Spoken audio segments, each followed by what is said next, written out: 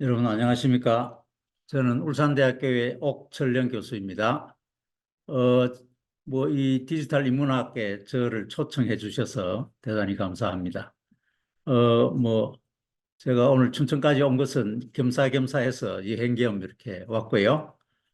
제가 처음에 여러 가지 준 주제를 조금 바꾸었다가 다시 본래 주제로 다시 발표를 하게 되었습니다. 그동안 디지털 인문학 관련해서 그 초청 강연한 그 유튜브 강연을 좀 보니까 유태그를 많이 쓰고 계시는 것 같아요. 그래서 제가 오늘은 유태그가 어떻게 만들어졌고 어떻게 활용하실 수 있는지, 그리고 지금 좀 더 발전된 그런 모습들을 좀 보여드리도록 하겠습니다. 시연까지 준비해서 하겠습니다.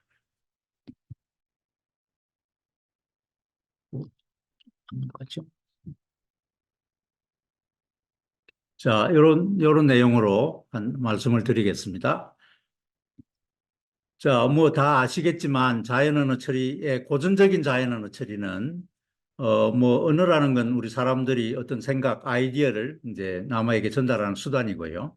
그다음 우리가 이제 언어 처리라고 하면 컴퓨터가 인간이 쓰는 언어를 이해하고 하는 그런 능력을 어떻게 구현할 건가 하는 그런 학문이고요. 대체로 보면 이제 컴퓨터 과학자뿐만 아니라 언어학자, 그다음에 또 여러 가지 통계나 또 혹은 디지털 컴퓨터 사이언스나 이런 분야들하고 많이 이제 다학제 간의 연구들이 이루어지고 있고요. 핵심적인 NLP 기술 자체는 이제 지금 이야기하는 AI 기술이라고 이야기를 할 수 있겠습니다. 그렇지만 결국 구현하고자 하는 것은 언어이기 때문에 언어학을 언어학에 어떤 도움이 있어야 될 것 같죠.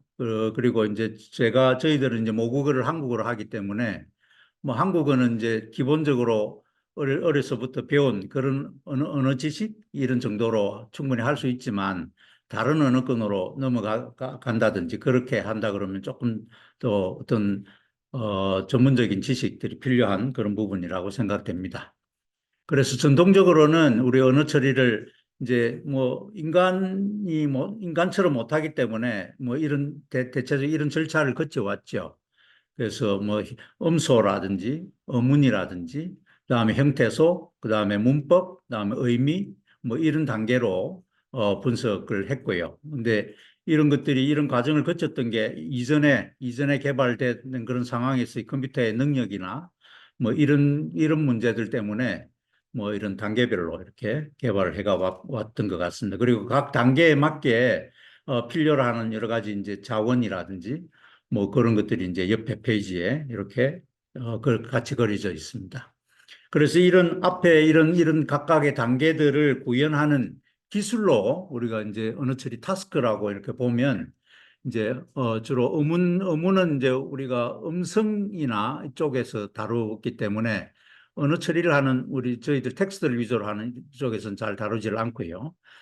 그래서 형태소 분석, 그다음에 신택틱, 문법 처리, 그다음에 렉시칼, 시멘틱, 그다음에 센텐스 시멘틱. 그러니까 렉시칼 시멘틱이라면 이제 어휘 단계에서의 의미를 이야기를 할 거고요.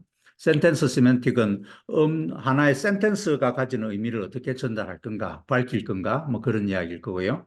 그다음에 담화 분석, 이런 것들이 이제 전통적으로 우리가 인간의 언어를 어떻게 잘 컴퓨터가 이해를 시킬 건가 하는 그렇게 쭉 개발을 해가 왔고요. 그래서 이게 어느 정도 이제 개발이 된 그런 상황에서 어플리케이션이 여러 가지가 있었습니다. 요약을 한다든지, 다이얼로그라든지, 그 다음에 기계 번역이라든지, 언어를 제너레이션 한다든지, 언더스탠딩 한다든지, QA 이런 쪽에 이제 각각의 단계별로 이렇게 개발들을 해가 왔었죠.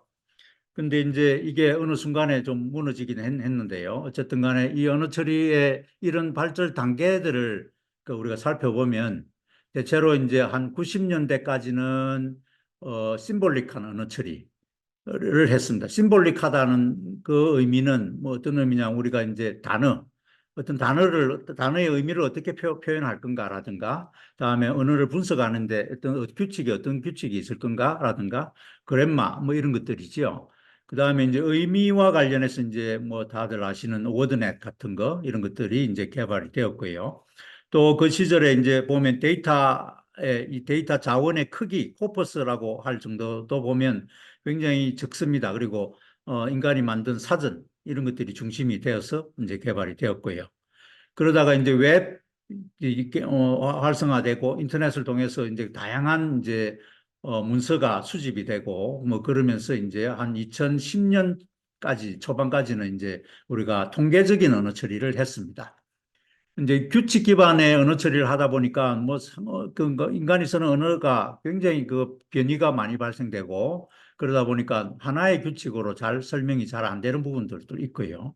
그다음에 어휘들도 새로운 어휘가 자꾸 나오고 뭐 그렇습니다. 그래서 그러다 보니까 이제 뭔가 규칙을 아무리 바꾸어도 일정 그 수준 이상의 그 성능이 나오지를 않았죠. 그러다가 이제 통계 기반의 언어 처리가 이제 어느 정도의 말뭉치, 소위 말해서 이제 코퍼스가 구축이 되고 그러다 보면 그 통계를 통해서 이제 우리가 어떤 언어적인 규칙을 이제 인간이 만든다기보다 통계를 통해서 이제 살펴보는 거죠. 그래서 이제 코퍼스 베이스드의 이제 그런 기계 머신러닝 뭐 이런 방법들도 이제 도입이 되고 그랬죠. 그래서 그 당시만 해도 이제 이때 이제 나왔던 게 이제 컴퓨테이셔널 링귀스틱 이런 학문이라고 그런 용어들이 나왔죠. 코퍼스 링귀스틱 이렇게 했고요. 이제 촘스키가 이제 뭐 변형 생성 문법이라든지 이런 쪽에 이론을 제시를 했었습니다. 그러다가 이제 2010년 이후에 이제 어찌 보면 2016년에 우리로 치면 알파고가 나오고 뭐 그러면서 그 딥러닝 기술들이 이제 도입이 되었죠. 언어 처리 쪽에서도. 근데 딥러닝이 처음 나왔을 때는 이미지 처리 쪽에 강점을 가졌는데요. 그래서 이제 언어 처리 쪽은 어떻게 딥러닝을 도입할 건가 이게 이제 잘 적용을 못 하다가 이제 그런 방법론들이 나왔죠. 그러면서 이제 언어 처리 쪽에서도 딥러닝 기술이 도입되었고요. 그걸 이제 하게 된 분기점이 이제 워드 임베딩 이런 기술이 이제 아주 어떤 그 발전에 아주 큰 그 분기점을 만들었던 것 같습니다. 그리고 엔드 투 엔드 혹은 시퀀스 투 시퀀스 이런 러닝이라든지 그리고 최근에 이제 2019년인가요? 그 구글에서 이제 트랜스포머라는 그런 딥러닝의 아이디어를 만들어내고요. 뭐 그렇게 되면서 이제 언어 처리 쪽도 엄청나게 빠르게 발전을 하게 되었습니다. 그래서 이제 지금은 이제 신경망 기반의 이제 언어 처리가 나올 거예요. 이제 최근에 이제 2020년 11월 31일 30날이죠. 그걸 기점으로 챗 GPT가 이제 공개가 되고 그렇게 되면서 완전히 이 언어 처리의 연구 방향도 바뀌었고 뭐 그랬습니다. 그래서 지금은 뭐 또 통계적인 기반의 뭐 이런 연구들도 하지도 않고 있고요. 뭐 그런 상황입니다. 그래서 지금 현재는 이제 데이터의 규모만 해도 이제는 테라바이트 정도가 아니고 이제 펜타바이트 정도의 데이터들을 가지고 거기서 학습을 하는 거죠. 리소스를 학습을 해서 이제 챗GPT나 구글이나 뭐 람마나 뭐 이런 쪽도 많이 이제 나오고 그러고 있죠. 그래서 이제 지금은 이제 챗GPT 이제 지금은 이제 그래서 생성 AI, 생성형 AI 뭐 이런 용어가 이제 나오고 있습니다.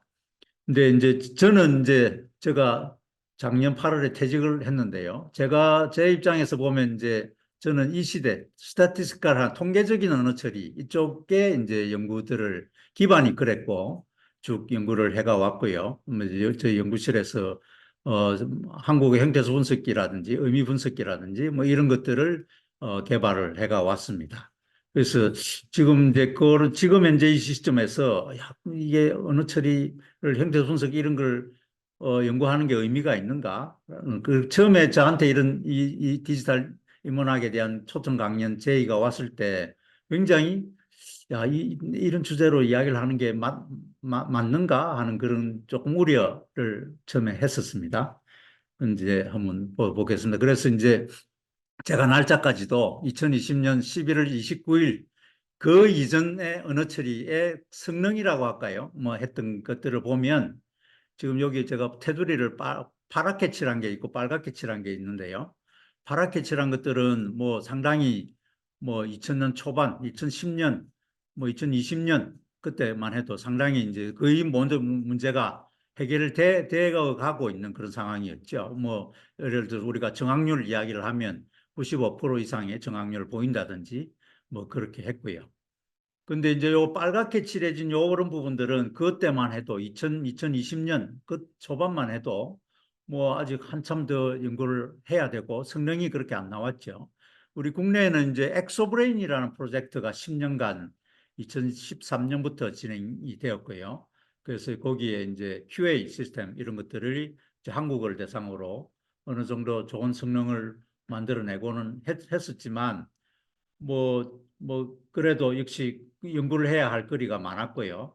이제 그런 것들이 이제 통계적인 기반으로, 그다음에 또 예를 들면 신경망의 기술들을 도입을 하고는 해도 이게 이제 다루고 있는 데이터 자체가 2020년, 22년 그 당시의 데이터만 해도 데이터가 뭐 지금 이제 챗GPT에서 다루는 거에 뭐 조속 지열 정도이지요. 그리고 개발한 리소스 컴퓨터의 환경도 그냥 뭐 조금 이제 우리 소위 말해 서버급 뭐 이런 정도에서 개발을 했지요. 이제 그러다 보니까 상당히 이제 지금 기술에 비하면 뭐 아주 미미한 수준이었다고 보여집니다. 그렇지만 이런 단계를 이제 거쳐왔었습니다. 그런데 이제 2022년 11월 30날 챗GPT가 이제 오픈되면서 이제 완전히 바뀌었죠. 그래서 불과 2, 3개월 만에 1억 뷰라고 할까요? 1억 사용자가 생길 정도로 아주 각광을 받게 되었습니다.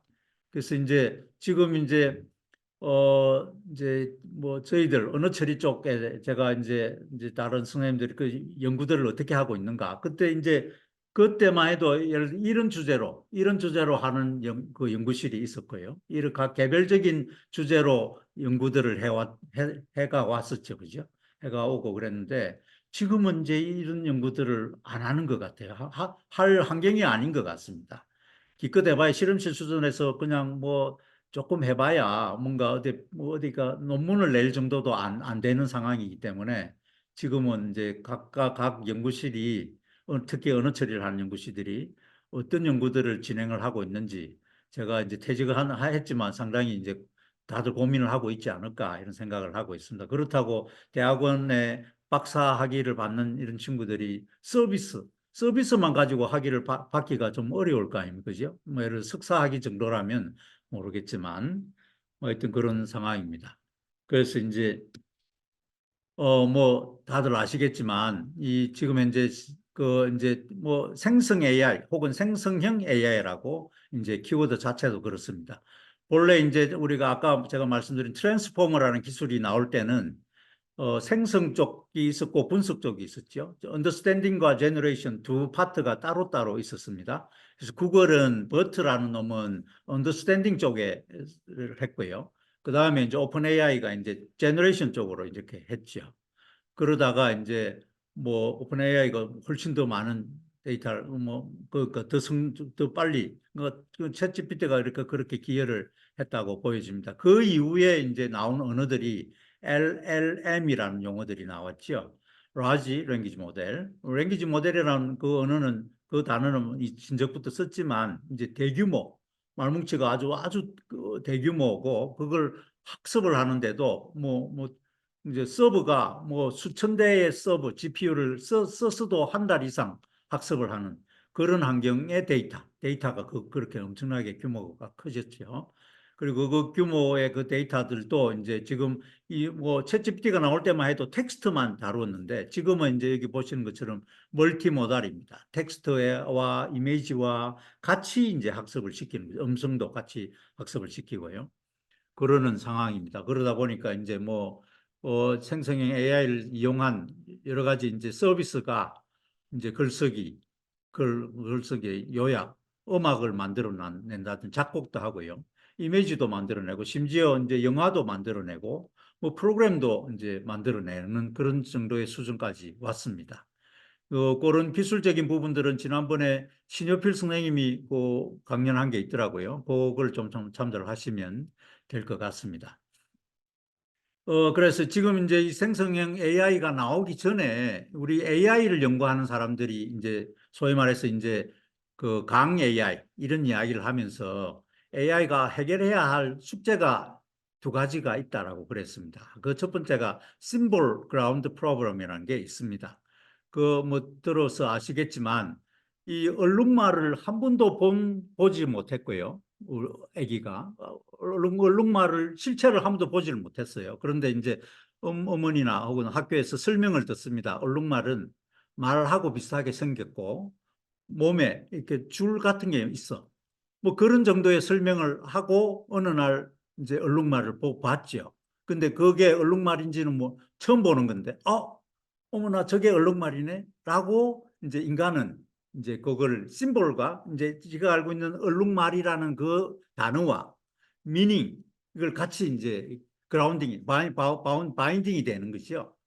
그거를 할 수 있는 능력이 이제 AI, 심볼릭, 그 다음에 통계적인 이런 기법으로는 그 문제를 해결을 할 수가 없었습니다.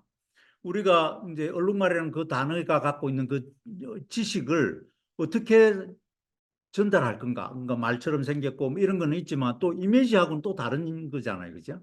그런 문제가 있었고요. 그 다음에 또 하나는 프레임 프로블럼이라는 게 있습니다. 프레임 프로블럼은 이제 로봇 쪽에서 많이 이제 이야기되는 건데요. 이제 로봇 보고 어디 가서 뭔가 동굴에 배터리가 있는데 그 배터리를 가지고 오라고 그럽니다. 근데 그 배터리하고 다이너마이트가 같이 이렇게 있어요.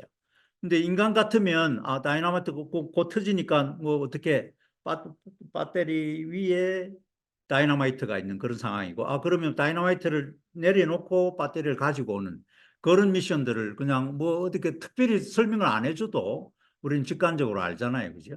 근데 이제 로봇은 그걸 일일이 설명을 해야 됩니다. 이런 상황일 때는 이렇게 해야 되고 저렇게 해야 되고 그래서 그걸 이제 소위 말해서 이제 프로그램화 하든지 학습을 하든지 해야 되는 그런 문제죠. 이제 그런 게 이제 지가 알아서 못하는 그런 문제가 이제 프레임 프로블럼이었습니다.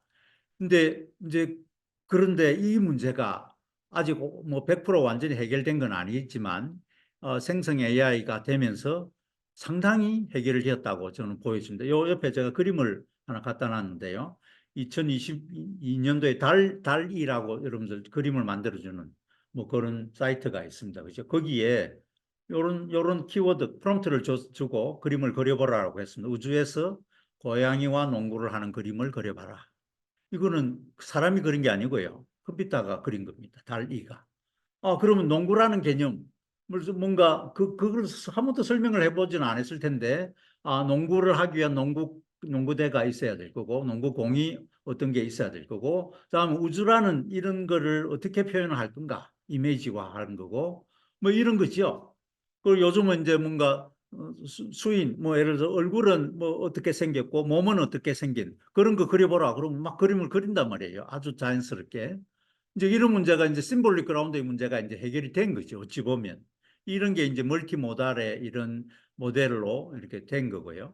그다음에 아직 이제 로봇 쪽은 조금 더 하긴 해야 되지만 지금 이제 그 생성 AI를 이용해서 로봇 쪽은 어떤 걸 하느냐 하면 연구를 하느냐 하면 로봇에게 설명을 안 합니다. 그러니까 학습을 소위 말해서 학습을 안 시킵니다. 안 시키고 사람이 하는 거를 보고 이런 상황에서 이런 걸 이렇게 하네 하는 걸 로봇이 지가 스스로 배우게 하는 것이요. 그런 것까지가 지금 개발이 되어 가고 있는 그런 상황입니다. 그래서 지금 이제 생성 AI가 나오면서 지금 이제 우리가 인공 일반 지능, Artificial General Intelligence라는 용어가 나오고요. 그래서 요게 이제 그게 지금 이제 우리가 이전의 AI는 약 AI라고도 그러고 특정 도메인의 특정한 목적으로만 인간에 도움을 주는 그런 AI였지만 지금은 이제 아주 일반적인 이런 문제, 아까 요 그림 그리라는 것뿐만 아니라 그래서 강 AI가 한 어떤 학자들이 28년 정도 되면 어느 정도 해결이 되지 않겠느냐 그렇게 이야기를 하고 있습니다. 근데 과연 그렇게 될까는 모르겠지만 근데 이제 제가 여기에 여기 이제 개념화라는 요런 키워드를 빨갛게 칠해놨는데요. 이거는 좀 다른 이야기인 것 같아요. 지금 일반 AI가 그러니까 일반 지능을 갖고 있는 AI가 나오더라도 과연 개념화를 할 수 있을까 하는 이런 생각이 있습니다. 그거는 이제 같이 오늘 강연을 통해서 한번 살펴보도록 그렇게 하겠습니다. 그래서 이런 지금 생성형 AI의 서비스가 아주 다양하게 지금 뭐 엄청나게 개발이 되고 있습니다. 지금 뭐 불과 하루에도 이쪽 관련 벤처 기업들이 뭐 굉장히 많이 이제 만들어지고 있고요. 서비스도 많이 만들어지고 있습니다. 이제 결국은 이게 이제 뭐 챗 GPT 4.0을 이용을 하든지 5.0을 이용하든지 구글 거를 이용하든지 뭐 이런 거죠. 그래서 특히 이제 교육 쪽에 뭐 상당히 많이 이제 서비스를 하고 있고 특히 이제 뭐 영어 교육이라든지 뭐 기계 번역이 이제 아주 자연스럽게 잘 되고 우리가 질문하는 거 잘 이해를 하고 하는 것이죠. 이전에 AI 스피커가 있었잖아요. 근데 그게 한동안 뭐 조금 붐을 일으키다가 시들을 했는데 사람의 말귀를 잘 못 알아듣는 거죠. 근데 뭐 서울 말은 잘 알아듣는데 또 경상도 사투리로 이야기하면 또 못 알아듣는다든지 뭐 그런 문제들이 이제 그게 우리가 교육을 시킨 학습을 시킨 데이터 자체가 한정적이다 보니까 그런 문제를 해결을 못 했죠. 이제 그런 문제가 상당히 이제 해결이 되어 가고 있습니다. 되고 있고요. 그러다 보니까 굉장히 많은 서비스들이 어, 뭐 만들어지고 있고요. 뭐 심지어 그래서 인간이 해야 될 일들이 그 직장 이런 문제들까지도 그 염려하는 그런 상황까지 되었습니다. 자, 그래서 이제 제가 제 연구를 잠깐 돌아보겠습니다. 제가 이제 울산 대학에 근무를 한 건 근 40년 근무를 했는데 시스템을 개발한 거는 이제 2010년부터 이렇게 유태그 그 전부터도 뭘 하긴 했지만 본격적인 거는 10년부터 개발이 되었는데요. 저희가 이 개발을 하게 된 그 원소스는 어찌 보면 세종말뭉치가 원소스가 되었습니다. 여기 보신 것처럼. 요게 2013년에 오픈이 됐나요? 뭐 하여튼 그랬는데, 전부터 2010년부터 조금씩 오픈이 됐죠. 뭐, 그랬던 것 같습니다. 그래서 그걸 가지고 이제 그전에도 물론 형태 분석기도 만들어지고 했지만 어쨌든 간에 심볼릭 AI, 심볼릭 NLP 그런 차원에서는 이제 뭐 이렇게 단계별로 에러 코렉션, 그다음에 뭐 형태수 분석, 그다음에 우리가 의존 관계, 문장에서 있던 구조적으로 이게 이 어절이 이 어절에 종속이 된다, 의존 관계에 있다라든가 뭐 그런 것들을 하죠. 그다음에 요거는 개체명 인식, 그다음에 의미역 인식 이런 단계로 이제 우리는 하나의 문장의 의미를 해석하려고 이렇게 단계별로 이렇게 해봤죠. 그래서 우리는 언어 처리의 파이프라인이라고 보통 이야기를 합니다. 근데 이제 연구실마다 어떤 연구실은 이쪽에 강점이 있고 어떤 연구실은 이쪽에 또 뭐 애를 많이 쓰고 뭐 그렇게들 해가 왔죠. 이제 그런데 이제 결국은 이게 우리가 언어 처리를 하는 우리 입장도 그렇고요. 뭔가 제일 바닥이 되는 형태소 분석 이런 게 원만하게 안 되다 보니까 그 뒷단에서 개발되는 것들이 다 앞단에서 오류를 가지고 또 처리를 하다 보면 결국은 그 성능이 제한적일 수밖에 없는 그런 상황이었습니다. 어쨌든 간에 저는 이제 그렇게 쭉 이런 파이프라인을 쭉 그동안에 개발을 해가 왔고요. 그 다음에 이제 여기 의지도라고 해서 선생님들 아시는 워드넷 같은 것들을 의의 개념 상하이 관계라든지 뭐 이런 것들을 이제 만들었습니다. 한국어를 대상으로. 그래서 표준국어 대사전을 이용을 해서 이제 그런 데이터베이스를 만들었고요. 뭐 이걸 만들고 나서 이제 형태, 다이어 분석이라든지 이런 일들을 했었습니다. 제가 이제 릴레이션 이제 이런 것까지 이제 하려고 했었는데 그건 마침 못하고 뭐 그랬는데요. 그러니까 하여튼 요게 이제 엑스브레인에서는 이제 이런 일들을 했죠. 그래서 QA 질의를 하면 뭐 그 질문에 대한 답도 얻어내고 그런 일들을 했습니다. 서울산대학교 그냥 한국어 처리 연구실에서는 쭉 이런 정도의 일들을 해가 왔었죠. 그래서 이제 여기 제가 특별히 이렇게 빨갛게 칠한 요것만 제가 오늘 설명을 할 텐데요. 그래서 저희 연구실은 형태소 분석뿐만 아니라 동형이어 분별을 하는 그런 시스템을 동시에 같이 처리하도록 그렇게 시스템을 만들었습니다. 동형이어는 이제 그 세종의 형태 의미 주석 말뭉치를 이용을 했고요. 그 다음에 다이어적인 분석은 여기 아까 설명드린 또 워드맵, 요노마가 다이어 레벨까지 다 구축을 했고, 요걸 이용해서 이제 다이어 레벨까지 분석을 했습니다. 그래서 이런 이 문장이 들어오면 모자를 쓰고 걸어간다라는 문장이 들어오면 이제 형태소 분석 단계는 요렇게 해서 형태소 단위의 그 분별을 하고요. 그 다음에 그 다음에 다이어 레벨로 이렇게 모자도 쓰는 모자도 있지만 여러 가지도 있습니다. 글을 쓴다, 뭐 또 혹은 모자를 쓴다 이런 것들도 다이적으로 또 몇 개가 있죠. 그래서 이런 것까지 이제 분석을 하는 그런 시스템을 만들었고 그 시스템 이름이 유태그입니다. 그래서 요 유태그가 예를 들어서 요런 걸으라는 이 단어가 형태적으로 보면 걸으지만 형태에서 분석을 해보면 긋다라는 거와 글다라는 거, 또 글다도 보면 뭐 이렇게 모자를 어디다 건다 이런 글다도 있고요. 그다음에 밭을 걸다, 또 밭이 걸다, 뭐 이런 것도 있죠. 또 긋다도 이제 커튼을 긋다, 안개가 걷히다, 뭐 이런 것도 있고요. 이렇게 워킹을 하는 것도 있고요. 뭐 긋다도 또 여러 개가 있잖아요. 그죠? 그래서 이 문장에서 이 긋다가 어떤 걸어서 긋다가 일단 형태적으로 뭔가 결정이 되고 그다음에 이게 1인지 2인지 이걸 결정하고 이게 결정이 되면 긋다에도 보면 뜻이 세 가지가 있는데 이렇게 마지막까지 이렇게 결정하는 그런 시스템까지가 이제 만들어져 있고요. 그래서 보시면 다이어 레벨에서의 분별 정확률은 좀 떨어집니다만은 동형이어 분별은 또 동형이어 어깨 번호까지 맞추는 거는 96.7% 정도 나옵니다. 형태소 분석 정확률 98.2% 정도 되고요. 그렇게 돼가 있습니다. 그래서 이제 여기까지 만들었는데 제가 아까도 말씀드린 대로 이 챗GPT가 나오고 난 뒤에 저도 고민입니다. 이게 그리고 저한테 이런 초청 강연 제의가 왔을 때, 이게 의미가 있을까? 설명을 하는 게. 그래서 제가 챗GPT한테 제가 물어봤습니다. 이 생성 AI 시스템에서 생태수 분석이 정말 필요하냐? 이렇게 물어봤더니 이놈아가 이런 답을 했네요. 그죠? 그래서 요거는 제가 더 설명을 드리지 않겠습니다. 그럼 형태수 분석뿐만 아니라 그러면 생성 AI에서 동형이어 네가 분별 잘 하느냐? 이런 것도 물어보니까 지금 현재는 distributed meaning, 그래서 분포 뭐 의미라고도 이야기를 하잖아요. 문맥에 어떤 단어들이 어떻게 같이 써 있는가, 그걸로 의미 분별을 해내죠. 그리고 또 여기 뭐 이런 거 하려면 어휘 리소스, 워드넷이나 이런 것들이 필요하다. 그런 이야기도 있습니다. 그래서 여전히 생성 AI가 잘 하긴 하지만 아직은 좀 더 우리가 더 해야 할 일들이 더 있는 것 같고요. 이런 상황에서도 이런 연구들이 필요한 것 같다.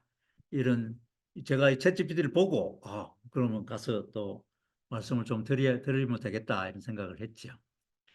저희들 유태그가 이제 지금 현재 버전으로 보면 두 가지 버전이 있습니다. 3.0 버전이 있고 4.0 버전이 있는데요. 3.0 버전은 세종 형태 말뭉치 요 기반으로 만들어졌고 엔진이 CP949라고 해서 우리 소위 말해서 완성형 한글 코드가 있죠. 그걸 기반으로 해서 분석을 합니다. 형태수 분석을 합니다. 그래서 완성형은 내부적으로 들어오면 그걸 이제 조합형으로 초성, 중성, 종성을 쪼개고 뭐 그렇게 해서 처리를 이제 하지요. 어쨌든 간에 세종 형태 의미 말뭉치가 오픈된 건 이런 정도고 여기에 어깨번호까지 붙어 있습니다. 동형이요. 근데 요 상당한 오류가 있었는데 그 오류를 상당히 제가 다 수정을 했고요. 그다음에 어깨번호가 동형이인데도 어깨번호가 붙어 있지 않는 놈들도 많이 있었고요. 예를 들어서 명사 위주로 어깨번호가 많이 붙어 있었고 용언들은 일부분은 붙어 있었는데 많이 안 붙어 있었고 접사들도 뭐 다 안 붙어 있었고요. 그걸 전부 다 제가 표준국어 대사전의 어깨번호 기준으로 다 어깨번호를 새로 붙이고 그걸 기반으로 만들었죠. 그래서 이렇게 만들었고요. 그래서 이제 우리가 이게 형태 분석이 이제 그 코프 말뭉치 기반의 형태 분석이고 우리는 이제 규칙 같은 걸 가지고 있지 않습니다. 요 코퍼스에서 그냥 이렇게 자연스럽게 분석을 할 수 있게. 그래서 보통은 우리가 규칙 기반으로 형태 분석을 하게 되면 디귿 불규칙은 어떻게 해야 된다 하는 게 있잖아요. 그죠? 그런 것들의 그 룰이 하나도 들어가 있지 않습니다. 그래서 이걸 이용을 해서 이거 보시면 이제 예를 들어서 우리가 동행이어인 경우에는 인접 두어 절만 보면 동행이어가 한 97.8% 정도 분별을 할 수 있습니다. 그래서 예를 들어 그녀는 차를 타고 떠났다라는 이 문장에서도 개별 어절들은 이렇게 분석되지만 이게 이제 두 개, 인접되어 있는 두 개의 단어들을 가지고 보면 차를 타다, 이 또 요 T를 타다.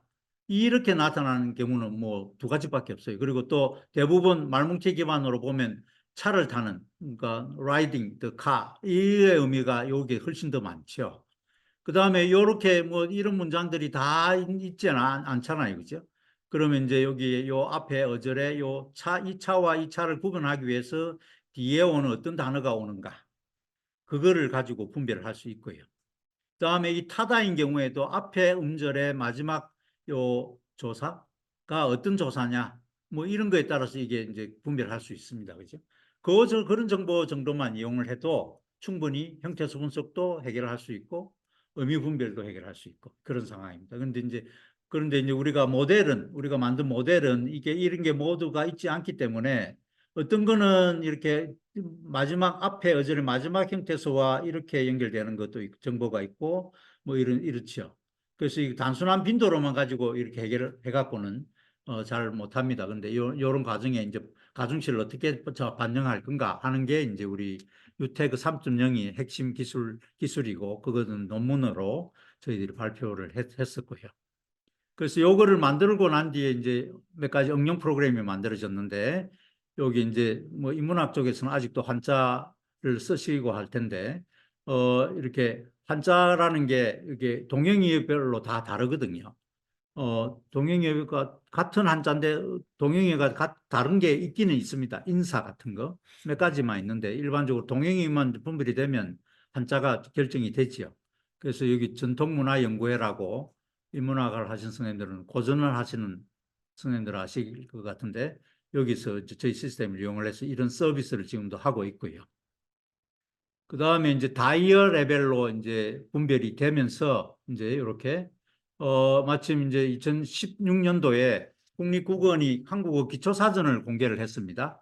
그 시점에는 중국어를 빼고 이렇게 10개 국어가 기초사전을 공개를 했고요. 그 기초사전은 표제어에 해당되는 단어, 대역어, 그다음 뜻풀이까지도 문장 대역어를 그 해당 국가로 했습니다. 이그샘플은 못했지만 그래서 요거를 이용을 하고 그다음에 저희들이 갖고 있는 유태그에 쓰는 표준국어 사전하고 단어를 매핑 1대1로 매핑을 시켜가지고 이렇게 매핑을 시키고 이렇게 해서 시스템이 만들어졌죠. 그게 이제 앱에서 한통이라는 응용으로 지금 사용을 하고 있습니다. 그래서 이거는 한국어 문장을 의미 단위로 다이어 라이벌까지 분석을 하고 그 다음에 그 대역어 선정된 대역어의 국가 언어로 이렇게 대치만 시켜주는 거죠. 대치시켜주는 과정은 금방 우리가 한자 변환하는 거하고 똑같은 그런 개념이라고 생각을 하시면 되겠습니다. 이런 일들을 했고요. 그 다음에 이제 유태그 4.0이 2023년, 22년 12월에 개발이 되고 2023년에 오픈을 했는데요. 요놈은 이제 앞에 3.0은 아까 코드가 완성형 코드입니다. CP949. 그러다 보니까 CP949에서는 표현 안 되는 한국어 음절이 많이 있습니다. 그런 것들도 있고요. 그래서 예를 들면 우리 아래 한글 이런 것들은 표현 자체가 안 되죠. 분석을 할 수가 없습니다. 근데 이제 그게 이제 예를 들어서 아래 한글 같은 거를 쓴다면 아래 한글이라는 워드 프로세스에서 그걸 뭐 처리하는 그런 거는 있지만 형태소 분석한다는 그런 측면하고는 또 다른 이야기거든요. 그래서 이제 그거를 유니코드 기반으로 엔진을 완전히 바꾸었습니다. 그리고 바꾸고 그렇게 되니까 이제 옛날 예탄글이라고 그러죠. 그런 문서들도 이제 형태소 분석을 할 수 있는 그런 기반이 되었고요. 그다음에 앞에 3.0에서는 우리가 본 그 파라미터가 이 동영의 분별하기 위해서는 앞에 두 음절 바이그램만 봤는데요. 바이그램 보고 그다음에 앞에 그림에서 본 것처럼 앞어절의 끝 형태소, 뒷어절의 첫 번째 형태소 이런 정도의 정보만 가지고 분별을 했는데 요거는 이제 4.0에서는 그거보다 훨씬 더 많은 그 파라미터를 가지고 분석을 했습니다. 그래서 요건 이제 크게 세 가지 모듈로 되어 있고요. 그래서 여기에다가 이제 여러 가지 이제 의미 번호까지 결정을 해주는 게 1단계에서 다 끝나고 2단계에서는 이제 어깨 번호와 품사를 이제 다시 보정해주는 그런 단계가 있고요. 3단계에서는 다이어 레벨, 이제 새로운 신조 같은 것들을 처리할 방법이 없는데 그런 것들을 할 수 있게 그렇게 했습니다. 그래서 이제 여기 각각 단계마다 사용하는 자질을 제가 간단하게 소개를 했는데요. 이런 자질들을 또 썼고요. 그다음에 이런 각각의 자질들의 그 가중치를 결정해 주는 거를 이제 기계학습 방법에 이제 그레디언트 디센트라는 기계학습 방법이 있는데 경사기울기, 경사강법 그걸 이용해서 이제 기계학습 방법적으로 썼고요. 앞에 3.0에서는 그냥 단순히 통계적인 정보만 사용을 했습니다. 그다음에 요 단계에서 쓰는 그 자질은 이런 것들을 썼고요. 뭐 그랬습니다. 그러니까 앞에 3.0에서는 이렇게 두 어절 간의 그 분별을 할 수 있는데 이렇게 떨어져 있는 어절들은 사실은 이 문장에서 이 차는 이 마시다라는 것 때문에 결정을 할 수 있는 거죠. 받았다는 거는 칼을 받았을 수도 있고 선물로 뭐 그렇잖아요. 그죠? 그래서 이제 이런 것들이 이제 분별이 가능합니다. 그러니까 지금 구글에서 하는 트랜스포머에서 하는 그런 어텐션보다는 그 윈도우 도메인이 좀 좁긴 하지만 그걸 조금 더 확장을 시켜서 한글인 경우에는 저 아주 멀리 떨어져 있는 어절까지 안 봐도 되는 것 같아요. 그래서 상당히 많이 정확률이 개선이 된 것 같습니다. 그리고 내부적으로 이제 우리가 구글에서 트랜스포머에서 딥러닝에서 쓰는 인베딩 기술도 좀 썼고요. 그런데 그 인베딩 기술이 유태그에서 쓰는 방법과 좀 다릅니다. 하여튼 다르게 좀 했고요. 다음에 띄어쓰기. 지금 이제 우리가 뭡니까 뭐 이렇게 SNS나 이렇게 휴대폰으로 뭐 문장 글을 쓰다 보면 띄어쓰기가 잘 안 하잖아요, 그죠? 그런 거를 좀 더 보정을 해주는 그걸 할 수 있게 그리고 띄어쓰지 않은 것도 이제 어느 정도 분석을 할 수 있게 그렇게 했고요. 그래서 요 유태그 4에서 먼저 띄어쓰기 위치를 결정을 하고 하는 작업을 합니다. 그리고 그게 자질로 쓰이고요. 뭐 그렇습니다. 그래서 여기 이 세 개의 장르라는 게 이 세 개가 아니고 이 세 개. 요런 단어가 요즘 있더라고요. 그렇게 이런 것도 분석을 할 수 있고요. 나야말로 말을 타는 자의 말로 들었다. 여기에 뭐 이걸 분석한다는 게 이전에는 유태그 3.0에 분석 못했습니다. 그러니까 야말로라는 조사고 그죠? 보조사. 말을 타다. 호스 그죠?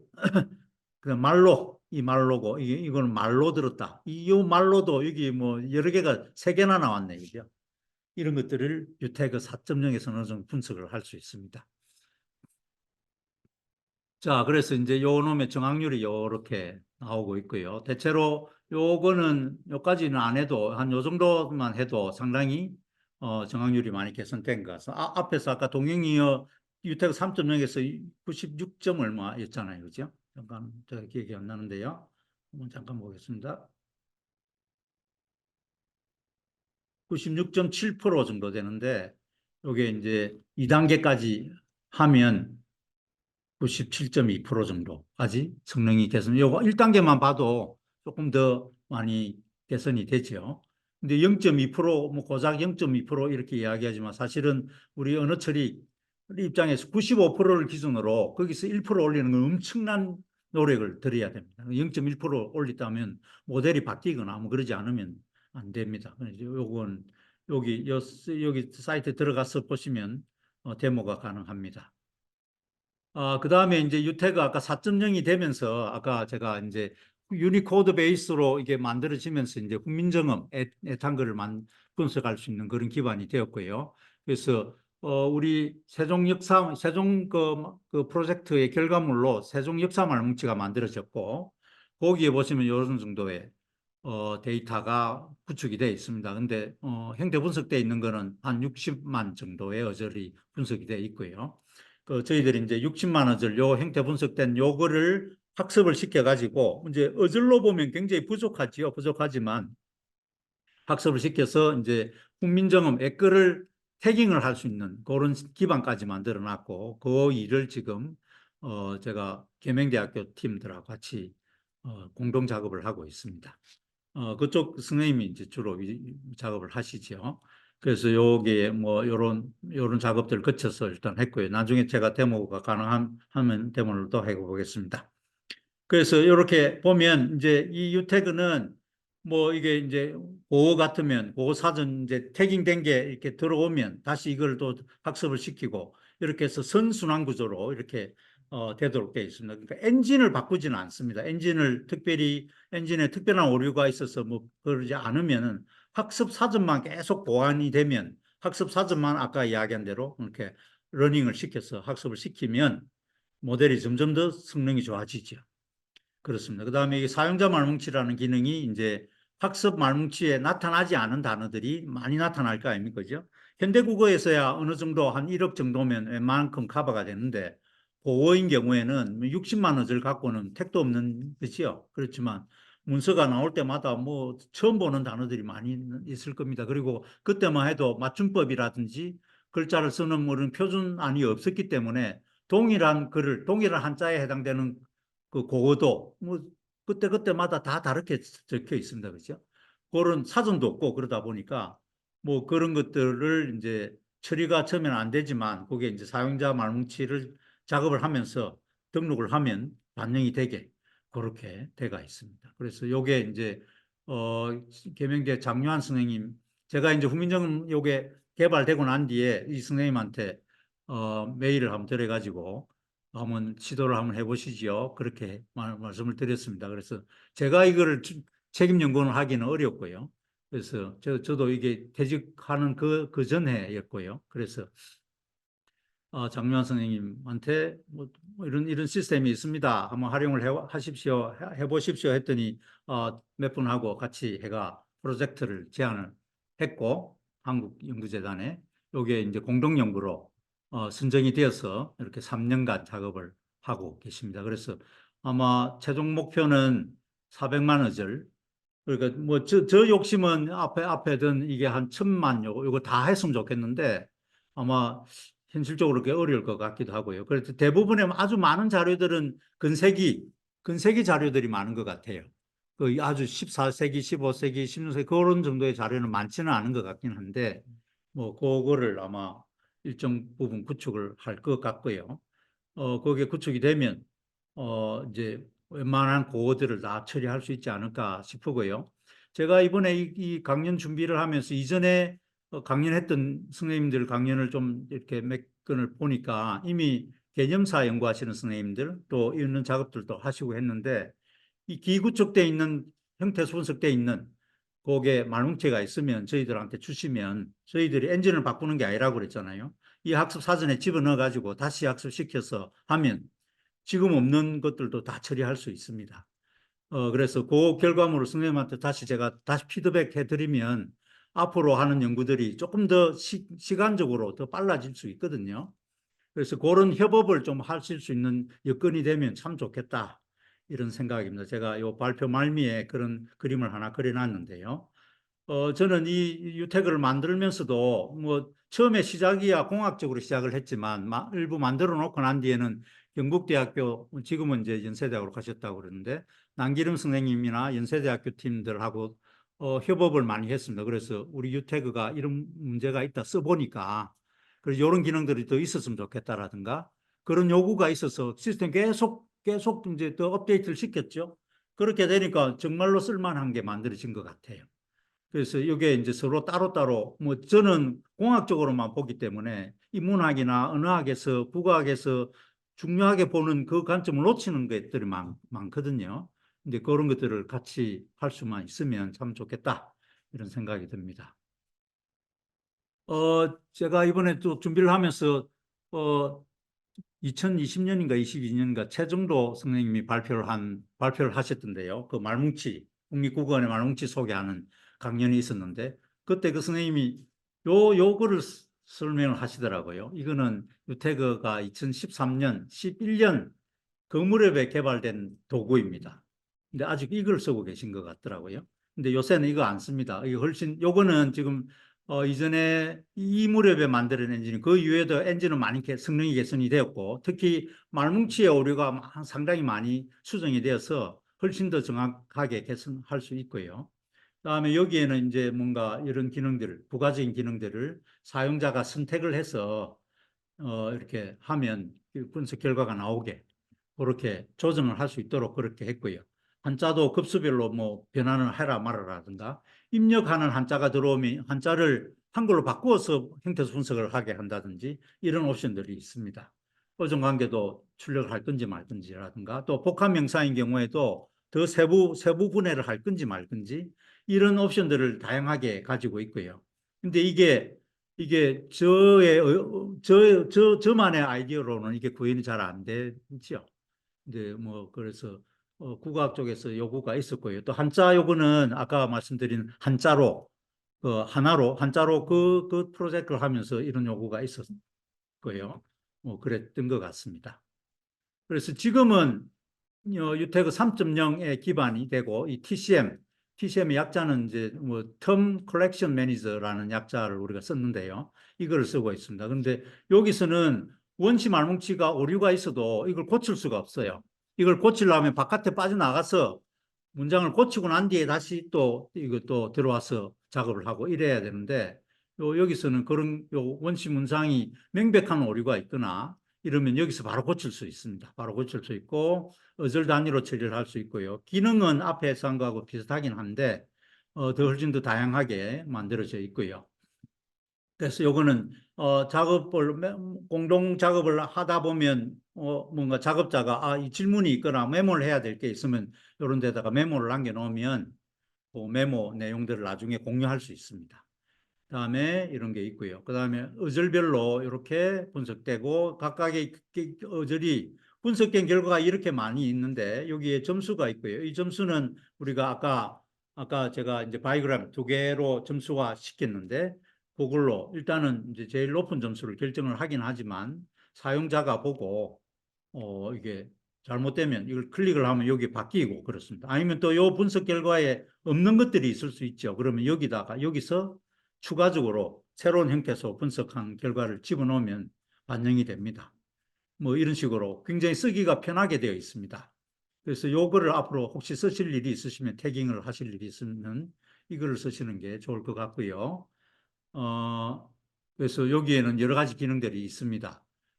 그다음에 요거는 근데 요 TCM 유태그 3.0은 입력되는 파일은 UTF-8 코드로 되어 있습니다. 앞에서 요놈아는 입력 요 코드 자체가 CP949 코드여야 되고요. 요놈아는 입력 말뭉치는 UTF-8 코드면 됩니다.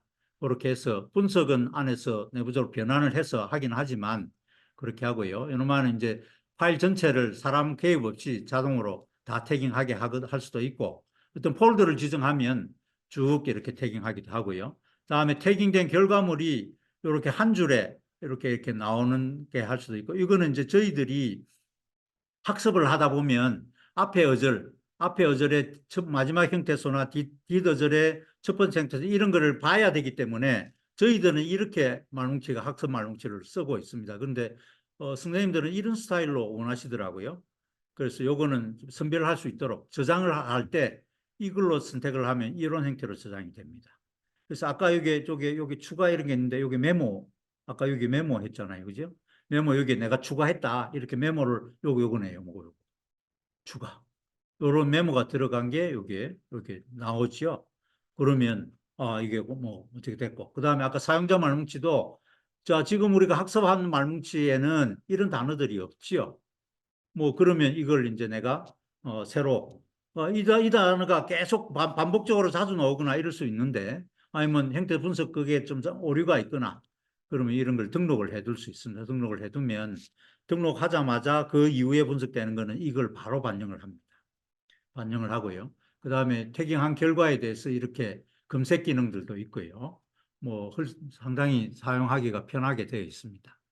그 다음에 이제 우리 이거는 이제 동형이어 분별하는 기능까지 갖고 있기 때문에 이렇게 한자란다. 이 어깨번호마다 이 의미가 뭐 좀 다를 테니까 이 매번 사전을 뒤져볼 수 없으니까 이거는 표준 사전을 우리 울산대학교가 사용하는 그런 스타일입니다. 그렇게 해서 뭐 간단한 문장들이 좀 있고요. 그다음에 여기에 아까 요거 국어원 이렇게 이걸 클릭하면 요거 사전 의미는 요거고요. 이건 표준 국어대 사전을 바로 연결이 되도록 되어 있습니다. 사전 검색하면 되고요. 직접 검색은 이제 뭐 말뭉치 태깅하는 말뭉치 외에도 내가 뭔가 간단하게 문장 하나 단위를 테스트를 해본다든지 이럴 수도 있죠. 그래서 제가 요거는 요렇게 요 문장을 하나 넣어봤네요. 그래가 했고요. 자, 그래서 여기에 이 태그에 보면 여기에 아까 요 그림에서는 요렇게 여기 옵션 설정 요걸로 설정 결정을 하는데 여기서는 여기 설정 이 버튼을 누르면 이제 이 설정을 할 수 있는 게 있습니다. 여기 굉장히 많은 기능들이 있고요. 여기 보시면 뭐 경북대가 요청한 거 뭐 어쩌고저쩌고 이런 이야기들이 좀 있을 겁니다. 그래서 이렇게 다양하게 돼 있고요. 근데 이제 제가 보니까 대체로 선생님들이 이제 나는 어깨번호 분석 안 하고 싶어. 이런 선생님들이 있고요. 그러면 그거는 출력할 때 결정을 하면 됩니다. 그러니까 요게 어깨번호 프린트 센스 넘버 이거를 0으로 하면 출력할 때 어깨번호 출력이 안 됩니다.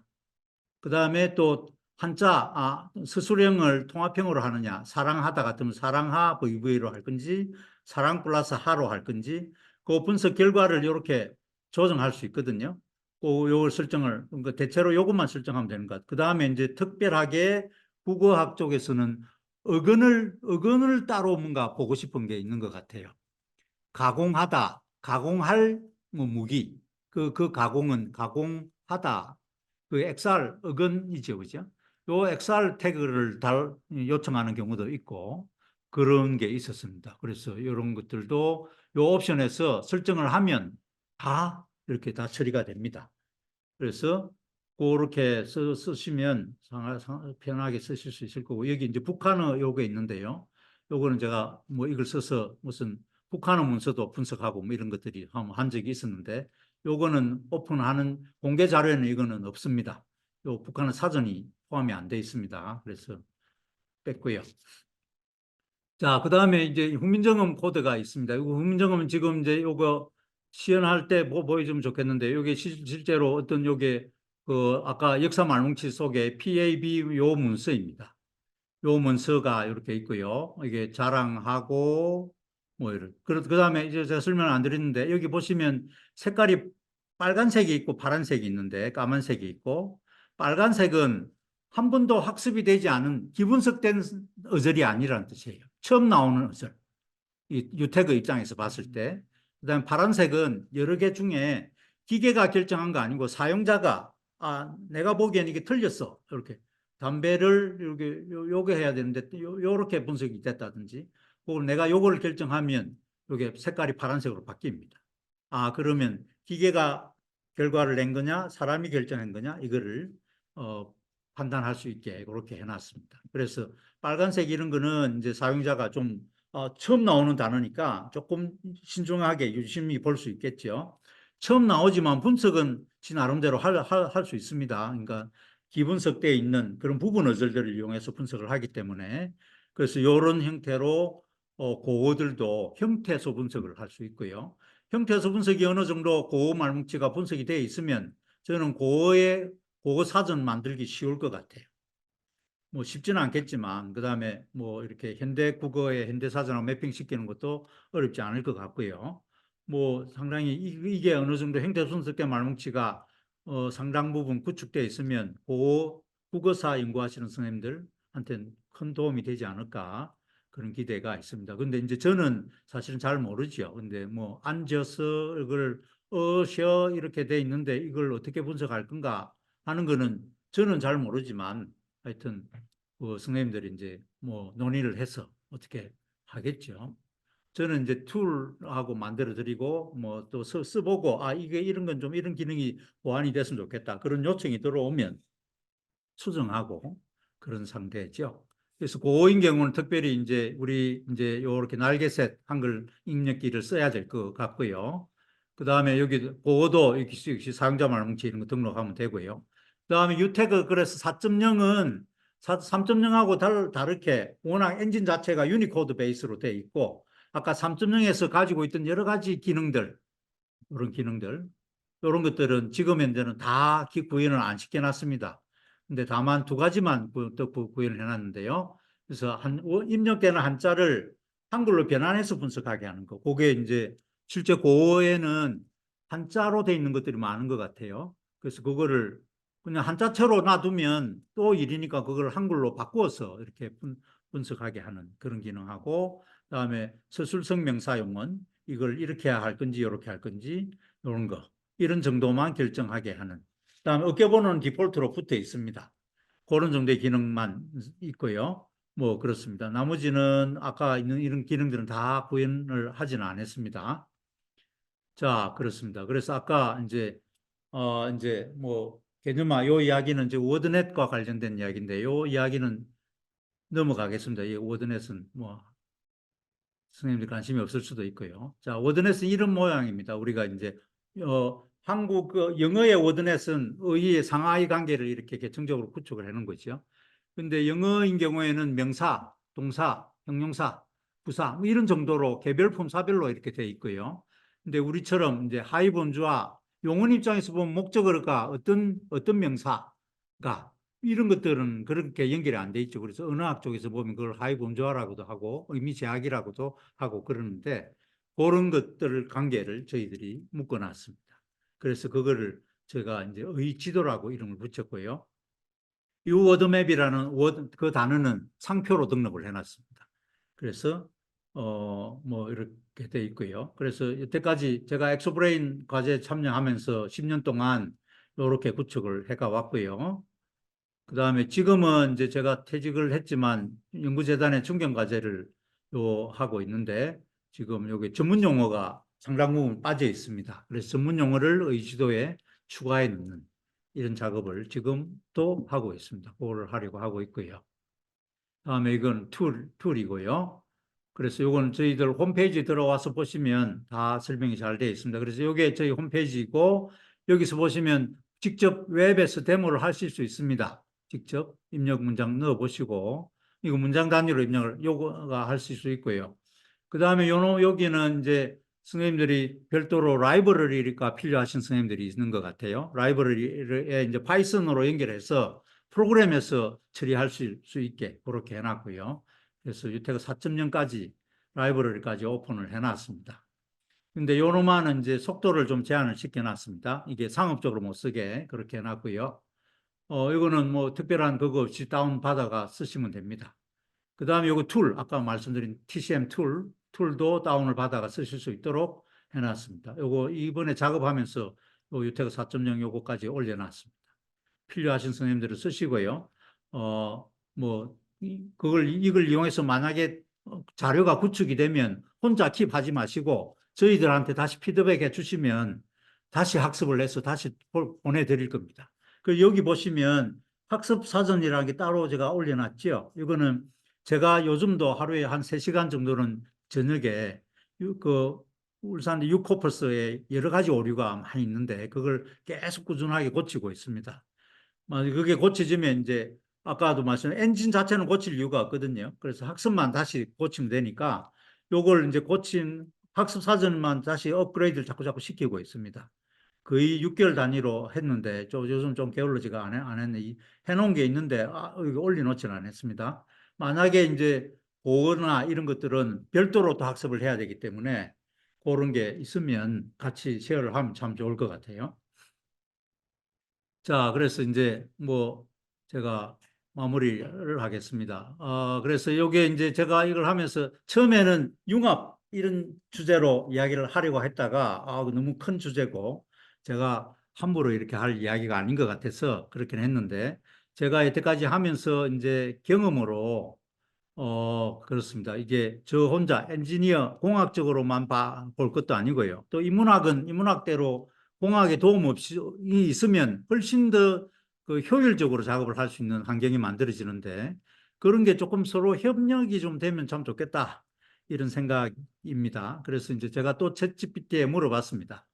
자연어 처리하는데 인문학이 어떤 역할을 해줄 수 있습니까? 이렇게 물어봤죠.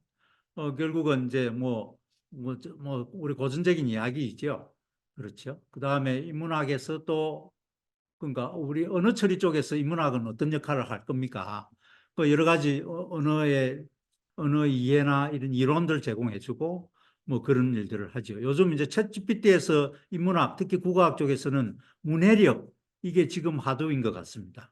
그래서 이 문장, 생성 AI가 만들어낸 이 문장이 우리가 뭐 이해를 하는가라든가 또 애들이 초등학생 등 뭐 고등학생, 중학생들이 그걸 그 문장을 이해를 하는 정도의 의기가 쓰여졌는가라든가 이런 것들이 이제 숙제인 것 같아요. 지금은 예를 들어서 챗GPT한테 뭐 예를 초등학교 수준으로 글을 써줘 그렇게 요구를 할 수 있습니다. 프롬프트에. 그럼 거기에 맞게 해주기는 하는데 이제 그런 것들을 조금 더 조금 언어 이론적인 측면에서 좀 더 도입이 되어야 될 그런 부분들이 있는 것 같기도 하고 그렇습니다. 그래서 제가 이런 그림을 마지막에 한번 그려봤습니다. 여태까지 제가 이렇게 해가 왔고요. 네, 앞으로도 이렇게 했으면 싶은 거고요. 근데 이제 조금 이제 아까 제가 서두에도 말씀을 드렸는데 지금 이제 언어 처리를 연구하는 공학적인 입장에서 하는 선생님들이 이전에 우리가 형태수 분석기나 언어학 쪽에서 필요하는 혹은 인문학에서 필요하는 그런 시스템을 지금은 안 만들고 있거든요. 챗 GPT 생성 AI 때문에. 그럼 어떻게 할 건지 참 걱정스럽기도 합니다만은 하여튼 그렇습니다. 그래서 이제 제가 그냥 이런 그림을 한번 그려봤습니다. 인문학에서 결국은 제가 보니까 물론 언어 처리도 중요하지만 결국은 이 핵심은 인문학인 것 같아요. 컨텐츠를 인문학이 가지고 있고 뭐 컨텐츠 인문학이 갖고 있습니다. 인문학이 주도를 해야 됩니다. 주도를 해서 어떤 기획을 하고 어떤 지침을 만들고 하는 건 인문학이 해서 일정 부분의 말뭉치도 만들고 그렇게 되면 이 만들어진 말뭉치를 가지고 언어 처리 쪽에서 이제 기계 학습을 하고 그다음에 이 기계 학습된 걸 어떤 모델을 이용을 해서 이제 분석기를 만들어진 분석기를 또 인문학에서 써보고 이런 게 부족합니다. 뭐 그렇게 또 하면 또 피드백이 또 들어오고 뭐 이런 식으로 선순환 구조가 되어야 될 부분이 있을 것 같아요. 그래서 인문학에서는 언어 처리를 시스템을 만드는 입장에서 어떤 이론들을 제공을 해야 될 거고 이게 만들어지면 결국은 언어 처리 쪽은 인문학에서 필요로 하는 플랫폼을 이제 제공해 드릴 수 있는 거고요. 결국 이런 게 만들어지면 결국은 인문학에서 여러 가지 우리가 도구도 만들면 태깅을 일정 부분 하시고 다음에 우리는 또 그 태깅된 그 결과물로 또 어떤 통계도 뽑아내고 다음에 시각화도 하고 다음에 인문학에서 필요로 하는 여러 가지 자료를 뽑아드리기도 하고 다음에 요게 다시 이쪽에 또 선순환으로 또 반영이 되기도 하고 이런 구조가 되어야 되지 않을까 이런 생각을 합니다. 그래서 어, 제가 이제 이번 강연을 이제 여태까지 했던 강연들을 보니까 이미 그렇게 열심히 많이 활용하고 계시는 선생님들도 있고요. 그렇긴 한데 그래도 조금 더 적극적으로 인문학 쪽에서 아이디어를 내주셔야 되지 않을까 싶습니다. 근데 이제 지금 이쪽이 걱정입니다. 지금 제가 보기에는 오히려 인문학보다는 이쪽이 걱정이고요. 디지털 인문학이라는 키워드로 지금 상당히 인문학 쪽에서 변화를 하려고 시도를 많이 하고 있지요. 그다음에 여러 가지 도구를 써서 교육이나 연구에 활용을 많이 하고 계시기는 한데 조금 이제 이쪽이 제가 걱정이라고 하기 때문에 이기 때문에 이제는 말뭉치가 구축이 되면 인문학에서 그 문제를 해결해야 될 것 같은 해야 될 부분도 있는 것 같습니다. 이쪽이 해주면 좋겠지만 못 해주면 인문학 쪽에서도 데이터 사이언스 같은 그 통계 뽑아내고 프로그램 파이썬 정도의 프로그램 하실 수 있으면 충분히 뭐 이런 통계나 데이터들을 뽑아낼 수 있거든요. 뭐 그래서 자체적으로 어느 정도 자체 엔진을 돌릴 수 있는 그리고 이제 제가 지난번에 계명대학에 가서도 그런 말씀을 드렸는데 뭐 이미 이제 뭔가 예를 들어서 50대 후반의 교수님들은 걱정 안 하셔도 되지요. 근데 이제 지금 이제 학문 후세대 이 신진 연구 인문학 쪽의 연구 선생님들을 위해서도 이런 거가 뭔가 환경이 바뀌어야 될 부분들이 있는 것 같습니다. 그래서 좀 그런 쪽에 나는 못하지만 과목도 좀 많이 개설하시고 또 뭐 일정 부분 우리가 도와드릴 게 있을 수도 있고 그러니까 그런 것들이 서로 협력 관계가 되면 훨씬 더 좋은 환경에 더 빠르게 적응될 수 있지 않을까 그렇게 생각됩니다. 자, 지금 요거는 제가 여기에 어제 오늘 데모를 위해서 신문을 하나 이렇게 간단한 신문을 하나 갖고 왔고요. 그 신문 내용이 제가 아까 여기 해놨는데 여기 잠깐 볼까요? 요겁니다. 뭐, 요 내용이고, 요 내용을 유태그 3.0입니다. 3.0으로 처리하는 걸 한번 보여드릴게요. 그래서 요거는 지금 문장 단위로 이렇게 요걸 클릭을 하면 지금 여기 보시면 지금 2.4% 49개의 문장이 있고 1개가 형태소 분석이 됐다는 거고요. 그다음에 여기 빨갛게 표시됐잖아요. 요거는 지금 한 번도 이 어절이 학습이 된 적이 없다는 겁니다. 석유와 커피는 그다음 기고라는 글자는 학습이 됐겠지만 어절로 이렇게 뭉쳐져 있는 어절 자체는 처음 보는 거죠. 그래서 이게 이렇게 요마가 이렇게 나왔고 이걸 눌러보시면 분석된 결과가 이렇게 분석이 됩니다. 이거는 기계가 분석을 한 거죠. 학습을 아무도 안 한 거기 때문에 지 나름대로 분석을 했어요. 기고, 거시고, 사투리, 기고, 아이고 뭐 하는 그걸 이렇게 했고요. 석유, 커피 여기는 어깨번호가 다 붙어 있습니다. 다음에 이렇게 기고라는 것도 분석을 했네요. 다음에 이게 보면 점수가 요놈이 제일 높죠. 근데 아마 처음에는 이걸로 분석을 했을지도 모릅니다. 그래서 어쨌든 간에 요걸 클릭을 하면, 예를 들어 요걸 클릭을 하면 이렇게 바뀌지요. 그리고 색깔도 이렇게 바뀌고요. 이걸 클릭하면 이렇게 바뀝니다. 만약에 여기에 분석된 결과가 마땅한 게 없다. 뭐 없다 그럼 여기에서 여기 입력을 하면 됩니다. 입력을 하시고 이때 아까 직접 입력 요걸 좀 활용을 하시면 뭐 이게 좀 편하게 하실 수 있습니다. 다음에 뒤에 거를 한번 볼게요.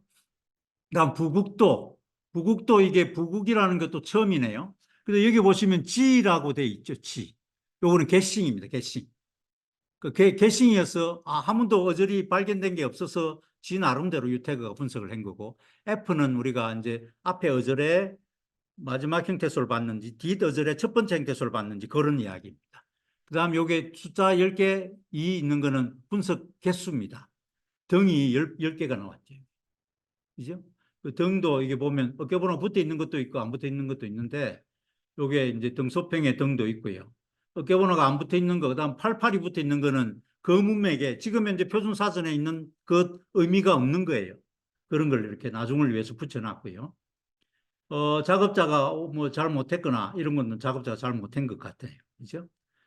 등, 뭐 하는 등, 그건데, 어종 명사인데, 이런 거.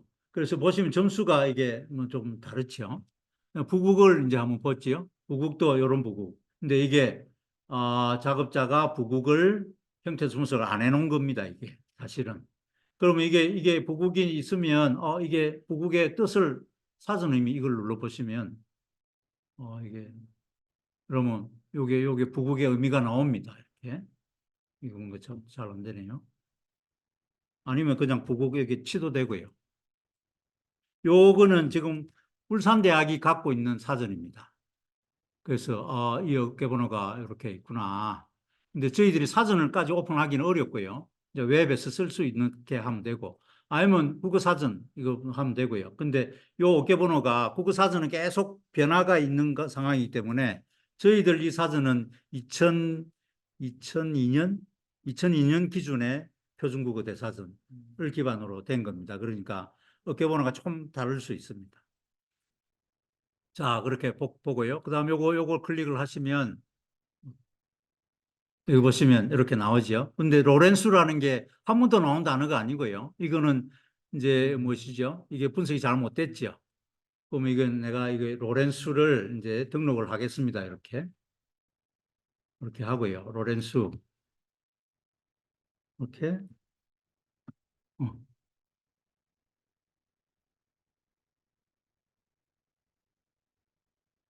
추가 이렇게 하면 한 개 또 이렇게 C 해서 커스텀 사용자가 만들었다는 거죠. 그다음에 요걸로 바뀌었죠, 그죠? 그다음에 이렇게 합니다. 그다음에 여기 이제 사용자 여기 직접 문서 그렇고요. 아까 이게 설정이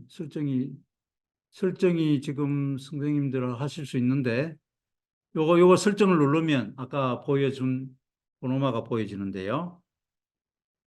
자, 요게 지금 제가 프로그램은 아이고 요 설정을 누르면 요 파일이 이제 다시 나타납니다. 나타나는데 지금 여기 뭔가 조금 잘못된 것 같네요. 선생님 다운받아가 쓰시면 될 겁니다.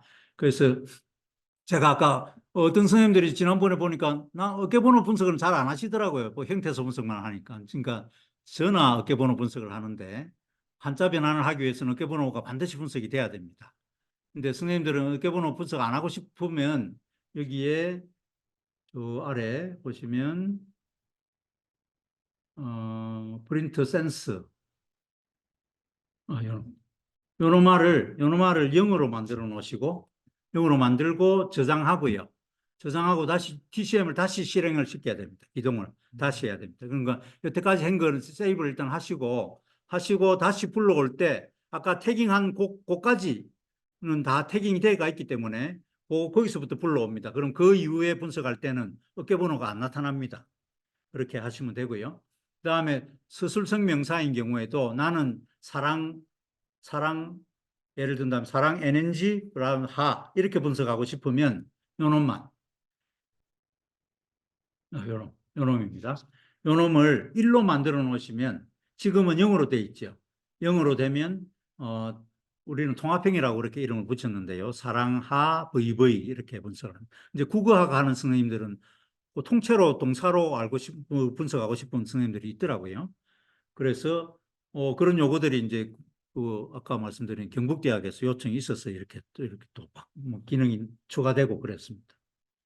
다음에 경북대학은 또 이게 XR 그 어근을 예를 들어서 분리형으로 하는데 어근은 어근 태그를 붙여달라 그런 요청도 있고 이렇게 해놓으면 그렇게 했고요. 그다음에 한자도 입력하는 한자를 한글로 변환을 해가 분석을 해달라.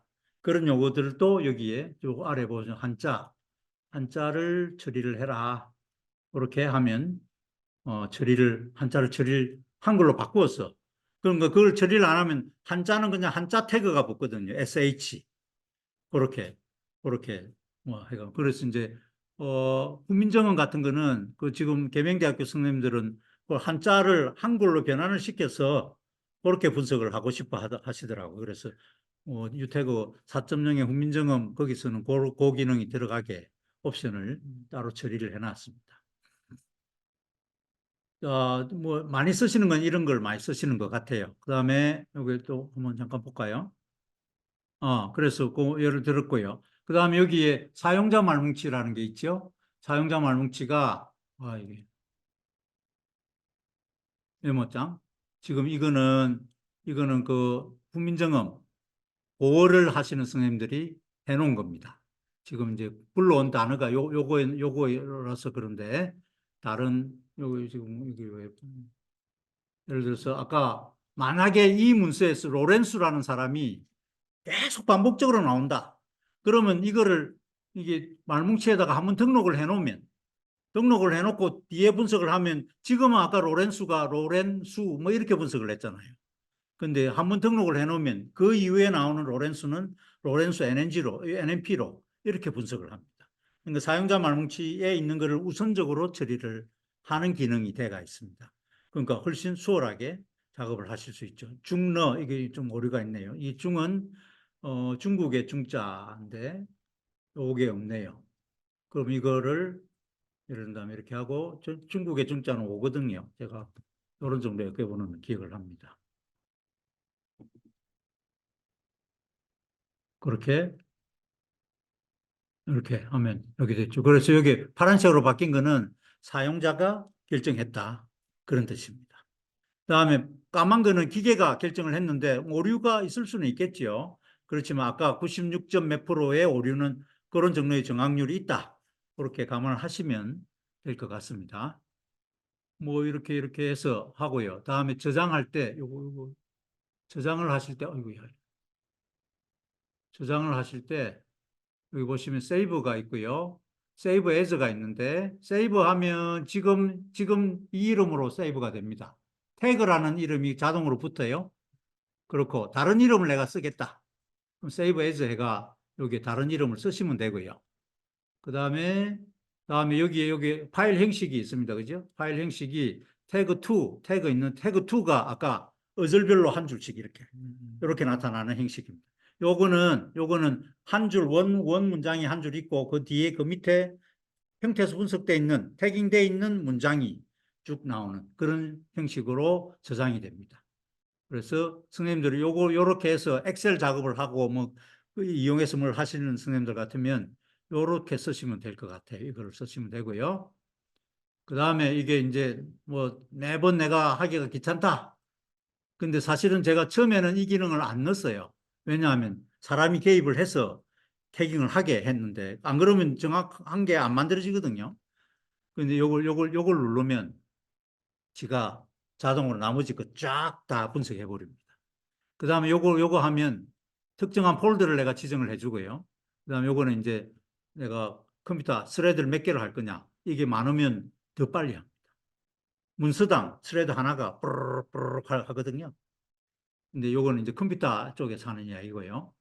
그렇게, 그렇게 해서 하면 내가 폴더를 하나 지정해 주면 그 폴더에 텍스트만 있는 폴더를 지정을 해 놓으면 모든 폴더를 하나씩 넣어가지고 자동으로 다 사람 개입 없이 다 태깅 하고 아까 태그 2 그 형식으로 저장을 합니다. 그러면 빨리 할 수 있죠. 근데 이제 처음에는 요 기능을 안 넣었다가 자꾸 요청이 있어서 하긴 했는데 저는 이거는 만약에 학생들하고 작업을 하시면 이거 안 하는 게, 안 그러면 그 오류를 잡을 방법이 없습니다. 90 몇 프로의 오류는 아까 정확률은 그렇다 하지만 그 오류는 계속해서 반복적으로 남게 되는 거죠. 그런 문제가 있습니다. 잠깐만 제가 태깅한 결과를 한번 잠깐 보여드릴게요. 아까 저장된 거. 요게 태그 2 형식인데요. 여기 보시면 이렇게 돼 있죠. 이죠. 그래서 여기 앞에 요 번호가 문장 번호입니다. 여기 이 있는 거는 두 번째 문장이고요. 문장하고 문장 사이에는 이렇게 공백이 하나씩 붙어 있습니다.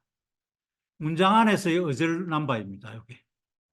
그러니까 한 문장이 최대 뭐 예를 들어서 뭐 9,999 9개의 어절을 가질 수 있는 거죠. 이제 이렇게 돼 있는 게 태그 2의 형식이고요. 태그의 형식은 이렇습니다. 얘는 같은 건데 여기 한 줄이죠. 문장, 원문장, 그다음 태깅된 문장. 근데 저는 우리가 학습을 할 때는 요게 필요하거든요. 요런 형식으로 된 게. 왜냐하면 요 단어의 앞에 어절의 끝 형태소가 뭐냐, 뒤에 형태소가 뭐냐. 이 데이터를 잡아내야 그 통계를 가지고 우리가 태깅을 하거든요. 유태그 3.0인 경우에는. 그래서 요런 형식으로 합니다. 요렇게 해놓으면 우리가 또 가공을 해야 됩니다. 이게. 다음 어절의 첫 번째 형태소 끄집어내야 되고 이거 복잡하니까 우리는 아예 처음부터 이렇게 만듭니다. 근데 국어학이나 이런 쪽에서는 이런 스타일로 안 하시는 것 같아요. 그래서 그거는 선생님들 편하신 대로 하시면 될 것 같습니다. 유태그 4.0은 그냥 요 우리 저희 홈페이지에서는 잠깐 한번 들어가 볼게요. 여기 들어가 보시면 그냥 다운을 다 받을 수 있도록 되어 있고요. 만약에 상업적으로 쓰셔야 되면 상업적으로는 요것 갖고 쓰기가 시간이 좀 느립니다. 저희들이 200어절 분석하고 난 뒤에 1초 딜레이를 주놨거든요.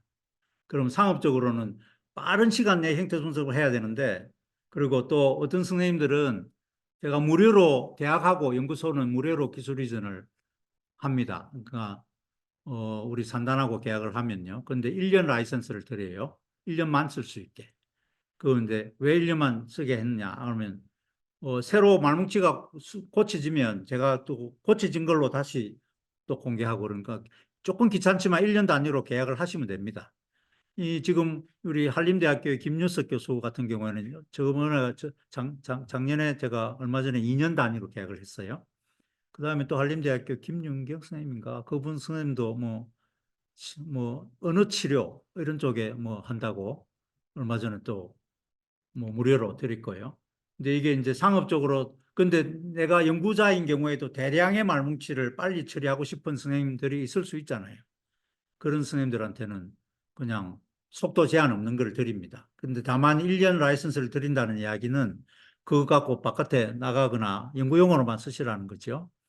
연세대는 해마다 계약을 해서 새 버전을 드리고 있고요. 연세대는 얼마 전에 제가 퇴직하고 이런다고 기사에서 3년 라이선스를 드리고 그랬습니다. 이제 제가 드릴 때는 우리가 3년 지나고 나면 그 프로그램 작동 안 되게 해놨습니다. 컴퓨터 시계를 체크를 해가지고 그렇게 그 시간이 지나가면 작동이 안 됩니다. 요새 컴퓨터들 인터넷 시간으로 작동되는 프로그램들이 많이 있거든요. 그래서 컴퓨터 시간을 돌릴 수는 있지만 그렇게 하면 다른 프로그램이 안 돌아가거나 그럴 수 있습니다. 그래서 잠깐 여기 제가 데모를 여기 볼까요? 국민정음. 지금 제가 이걸 입력을 해야 되는데 어, 여기 볼까요? 요런 거. 지금 요런 게 지금 입력은 또 아까 무슨 어디면가 그거 해야 되니까 제가 복사해가 하겠습니다. 그러면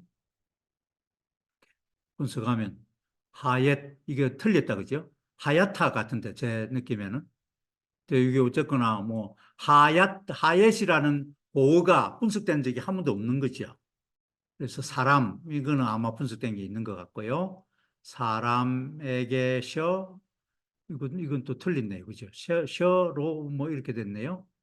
그렇습니다. 그래서 이거는 지금 아까 말씀드린 대로 60만 어절 정도밖에 안 돼 있고요. 제가 계명대학이 작년에 한 20만 어절을 분석을 한 게 추가 분석 학습이 돼서 80만 어절 정도가 그런 상태입니다. 그런데 그거 말고 다 새로운 여기 없는 단어들은 또 분석이 좀 잘 안 되겠죠. 그죠? 그렇습니다. 요거는 예문 내리받기 해가 뭐 테스트를 해보실 수도 있고요.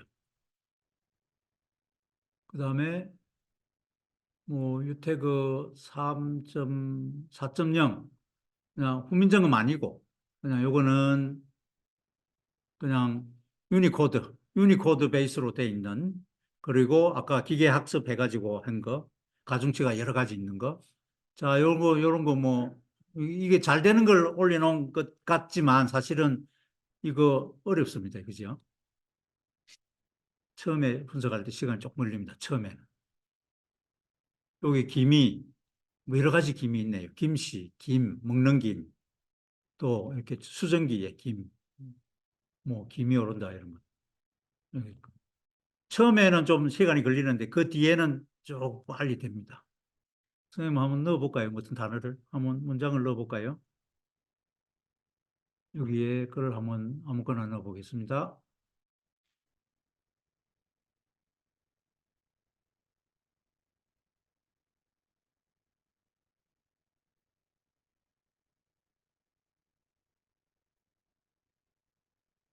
자, 요거는 뭐 비교적 띄어쓰기가 잘 돼 있는 건데 두 번을 해보겠습니다. 이걸로 한번 해보고요. 또 띄어쓰기를 우리가 억지로 붙여가지고 한번 해보고 그래 볼게요. 두 번째 할 때는 금방 분석을 하죠. 4세대 일본 항공자위대. 자, 이건 다 어깨번호 다 분석하는 게 디폴트입니다. 후속 모델로 오는 2,000원 완료해. 이것도 그 서술형 명사인 경우도 요렇게 하는 게 디폴트로 되어 있고요. 계획이다. 자, 제가 몇 개 붙여볼게요. 뭐 분석을 못할 수도 있습니다. 뭐 이거 분석 못하네. 뭐 그러지 마시고 이 정도 해가지고 한번 분석을 해보죠. 1번 항공자위대. 자, 그러면 아까 후속 모델이라는 단어가 있는가 봐요. 그죠? 오는 개발을 완료하여 배치할 예정이다. 상당히 잘하네요. 그죠? 2005년까지.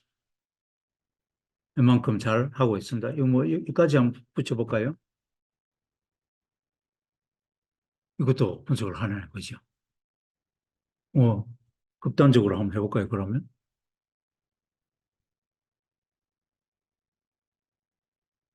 이거는 잘 안 될 것 같다. 극단적으로 한번 붙여봅시다. 오, 이렇게도 잘하네요. 그죠? 오, 대단합니다. 유태그 4.0이 훨씬 좋습니다.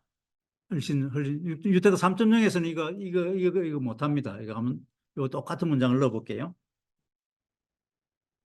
자, 여기서는 몇 가지 옵션 뭐 그대로 쓸 수 있게 했고요. 자, 이것도 처음에는, 어이구야, 이게 뭔가 서버에가 오류가 있다네요. 어, 이건 제가 확인 안 했는데, 이런 문제가 있네. 다행히 4.0은 돼서 다행입니다. 그래도. 요 정도, 하겠습니다. 유워드 맵은 뭐, 특별히 따로 뭐 말씀 안 드려도 되지 않을까 싶고요. 혹시 선생님들이 해보시고 뭐 질문이 있으시면, 어, 언제든지 제가 도와드리겠습니다. 시스템을 좀 바꿔달라, 기능을.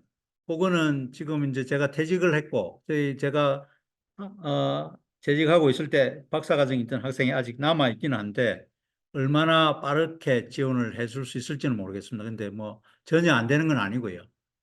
뭐, 하여튼, 도와드릴 수 있으면 도와드리도록 그렇게 하겠습니다. 이상 발표를 마치겠습니다.